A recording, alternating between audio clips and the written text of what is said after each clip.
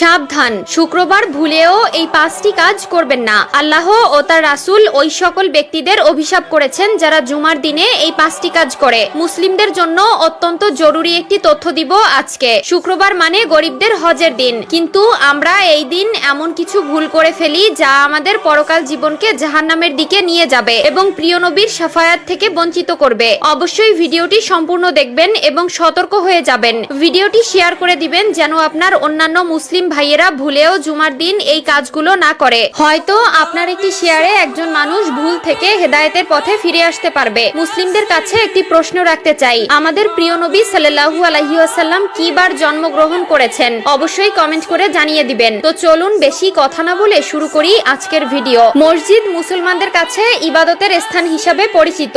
এরপরও আমরা মসজিদে এমন কিছু কাজ করে থাকি যা মসজিদের পবিত্রতা নষ্ট করে। তাই মসজিদের পবিত্রতা রক্ষার জন্য কোরআন হাদিসে নিষিদ্ধ বিষয়ের উপর লক্ষ্য রাখা উচিত। 1 নম্বরে কোনো নামাজি অন্য নামাজিকে উঠিয়ে দিয়ে বসা যাবে না। রুদ্দুল মুখতার 630। মসজিদের ভেতরে প্রতি ওয়াক্ত নামাজ একই স্থানে আদায় করার জন্য কোনো লোক নির্দিষ্ট জায়গা রাখতে পারবে না। 2 নম্বরে রয়েছে মসজিদে হারানো বস্তু তালাশ করা যাবে না, কারণ মসজিদে দ্বীনের কথা বা কাজ ব্যতীত অন্য কোনো কথা বা কাজ করা নিষেধ। মিশকাত শরীফ 654। হযরত আবু হুরায়রা রাদিয়াল্লাহু তাআলা আনহু হতে বর্ণিত, রাসূলুল্লাহ সাল্লাল্লাহু আলাইহি ওয়াসাল্লাম বলেন, তোমাদের কেউ যদি মসজিদে হারানো বিজ্ঞপ্তি দিতে শুনে তাহলে সে যেন বলে, আল্লাহ তোমাকে ওই জিনিস ফিরিয়ে না দিক, কেননা মসজিদ এই সকল কাজের জন্য নির্মাণ করা হয়নি। মুসলিম শরীফ 568। 3 নম্বরে মসজিদে দুর্গন্ধময় কোনো জিনিস খেয়ে বা নিয়ে প্রবেশ করা নিষেধ। মিশকাত শরীফ 655। রাসূলুল্লাহ সাল্লাল্লাহু আলাইহি ওয়াসাল্লাম বলেন, যে ব্যক্তি দুর্গন্ধযুক্ত খাবার খায় সে যেন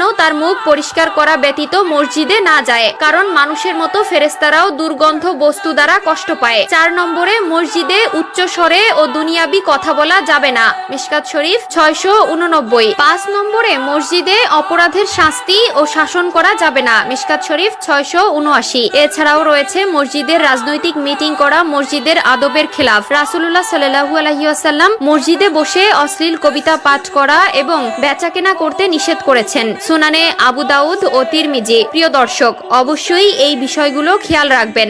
মসজিদে আপনার দ্বারা যেন কেউ কষ্ট না পায়। মসজিদ হলো আল্লাহর ঘর। আমাদের অধিকাংশ মুসলিমরা দিনের 5 ওয়াক্ত নামাজ আদায় না করলেও শুক্রবার জুমার দিন ঠিকই নামাজ আদায় করে, আর এই দিন এই ভুলগুলো সবাই করে থাকে। আল্লাহ আমাদের সবাইকে সঠিক বুঝ দান করার তৌফিক দান করুক, আমিন।